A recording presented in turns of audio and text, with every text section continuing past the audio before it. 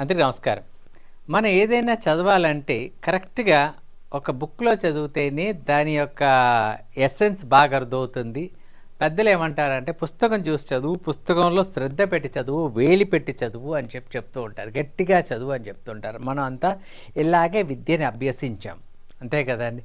ఇప్పుడు టెక్నాలజీ మారింది. కొత్త టెక్నాలజీలో ఏంటంటే రకరకాల గ్యాడ్జెట్స్, ట్యాబ్స్ అని, కిండిల్ అని లేకపోతే ల్యాప్టాప్ అని ఇలా డిఫరెంట్ డివైసెస్ వచ్చినాయి.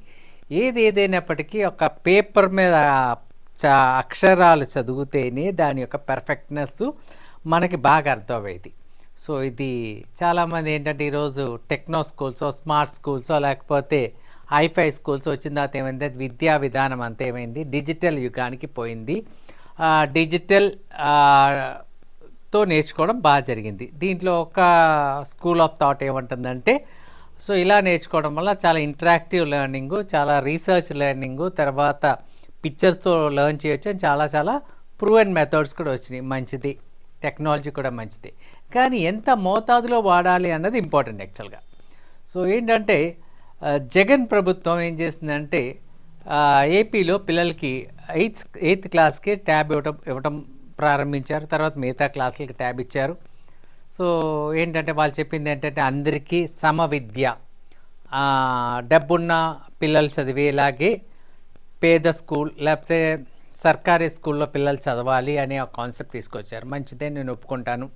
అందరూ చదవాలి, అందరూ ఎదగాలి. నేను దానికి ఎప్పుడు ఎస్ కొట్టే వ్యక్తిని. యాక్చువల్గా అందరూ చదవాలి, అందరూ ఎదగాలి, ఈక్వల్గా ఉండాలి, వన్నెస్ ఉండాలి.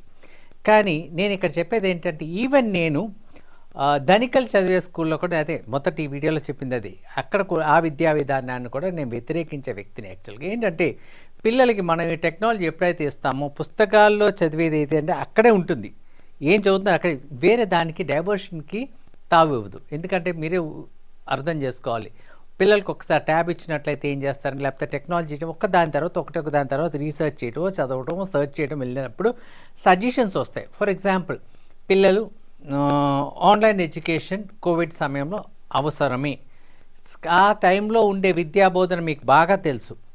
కోవిడ్ బ్యాచ్ అని చెప్తూ ఉంటారు. ఎంతవరకు పిల్లలు గ్రహించారు, ఎంత గ్రాస్ప్ చేశారు అన్నది మనకు తెలిసిన విషయమే. సో నేను ఎందుకు చెప్తున్నానంటే ఈ యొక్క విద్యా విధానంలో మన ఉదాహరణకి యూట్యూబ్ తీసినట్లయితే ఒక వీడియో చూసిన తర్వాత ఎడ్యుకేషన్ వీడియో చేసి పక్కన ఇంకో వీడియో సజెషన్ ఉంది, ఇంకో వీడియో ఇంకోలాగా ఎక్కడి నుంచో ఎక్కడికో పిల్లల్ని దారి మళ్ళించి తీసుకెళ్ళి వాళ్ళ డైవర్షన్ అవే పరిస్థితికి వెళ్తుంది అనమాట. అది బిజినెస్, దాన్ని ఎల్లగర్దం అలాంటిది ఒకదాని తర్వాత ఒకటి చేసుకెళ్తుంది. సో ఏంటంటే ఈ జగన్ సర్కారు ఏం చేసిందంటే ఫుల్ ప్రూఫ్డ్గా మేము బైజూస్తో టైఅప్కి వెళ్ళాము, 620 కోట్ల రూపాయలు వెచ్చించి ఈ సాఫ్ట్వేర్ని తయారు చేశాము. ఇది పక్కా సాఫ్ట్వేర్, దీంట్లో డైవర్షన్స్ కుదరదు, ట్రాకింగ్ ఉంది, టీచర్ తెలుస్తుంది వేరే చూస్తే అని చెప్పడం జరిగింది. నేను కూడా ఈ ట్యాబ్ పిల్లలు రోడ్డు మీద ఆడుకుంటే ఒకరోజు నేను పిల్లలతో ట్యాబ్ చూసి నేను అడిగాను పిల్లల్ని, మంచి బ్రాండెడ్ ట్యాబే, అంతా బాగుంది. అడిగాను వేరే యాప్స్ ఏం డౌన్లోడ్ చేయడం కుదరదా అంటే కుదరదు అంకుల్, చాలా సెక్యూర్డ్ అని చెప్పారు. నచ్చింది, నాకు హ్యాపీ ఫీల్ అయ్యాను. కానీ ఇప్పుడు మీరు చూడండి, ఈ వీడియో చూడండి. జగనన్న ట్యాబ్లో ఫ్రీ ఫైర్ ఆడుతున్నా. నా పేరు వరుణ్ కుమార్, నేను ఆడుతున్నా 9th క్లాస్ ట్యాబ్లో. చూశారు కదా ఈ వీడియోలో పిల్లలు ఏం చేస్తున్నారు అన్నది. సో దాన్ని బ్రేక్ చేశారు, జైల్ బ్రేకింగ్ అంటాం దీన్ని. సో నేను నెట్లో సెర్చ్ చేశాను, ఇది అవుతుందా కుదురుతుందా అని చూస్తే ఎన్నో వీడియోస్ ఈ జగన్ సర్కార్ ఇచ్చిన ట్యాబ్ని వాళ్ళు బ్రేక్ చేసి, ఆ సాఫ్ట్వేర్ని బ్రేక్ చేసి మిగతా యాప్స్ వేయడానికి కుదిరిందనమాట. సో ఇలా టెక్నాలజీని బ్రేక్ చేసే సిస్టమ్ ఉన్నప్పుడు ఫుల్ ప్రూఫ్ టెక్నాలజీ ఎక్కడుంది? సో ఒకసారి మనం ఆలోచించాలి. విద్యా విధానంలో మార్పులు తీసుకొచ్చేటప్పుడు పిల్లలు ఏ దారిలోకి వెళ్తున్నారన్నది, పిల్లలకి తల్లిదండ్రుల పట్ల రెస్పెక్టు, అదేవిధంగా టీచర్స్ పట్ల రెస్పెక్ట్ ఉండాలండి. సో ఇవన్నీ దారి మళ్లించే పద్ధతిగా మారింది. ఒక్కసారి మీరు ఆలోచించండి. మంచి పుస్తకాలు ఇచ్చి పిల్లల్ని కూర్చోబెట్టి చదివిస్తే ఎంత బాగా చదువుతారు. ఎందుకు స్కూల్లోనే interactive smart boards, smart class rooms, smart TVs అన్నీ వచ్చినాయి కదా. అలాంటప్పుడు పిల్లలకు మళ్ళీ ట్యాబ్ ఇచ్చి చదివించాలా.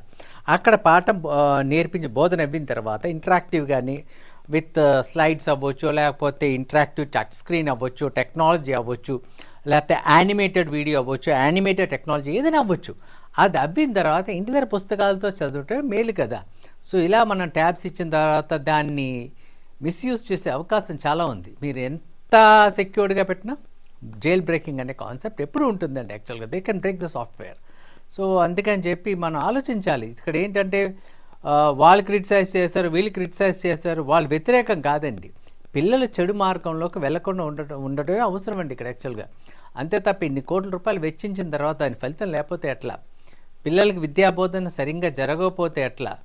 సో పిల్లలు దీంట్లో యాప్స్ డౌన్లోడ్ చేసి సినిమాలు చూసే ఎన్నో వీడియోస్ బయటకు వచ్చినాయి. సో అలాంటప్పుడు దీన్ని మనం ఆలోచించాలి, ఇది ఓకేనా కాదా? పాఠ్యపుస్తకాలు బెస్టా లేకపోతే డిజిటల్ టెక్నాలజీ బెస్టా అన్నది ఈ వీడియో చూసే వాళ్ళు మీరే ఆలోచించండి. ఒకసారి మీకు కామెంట్స్ పెట్టండి దీంట్లో. Thank you.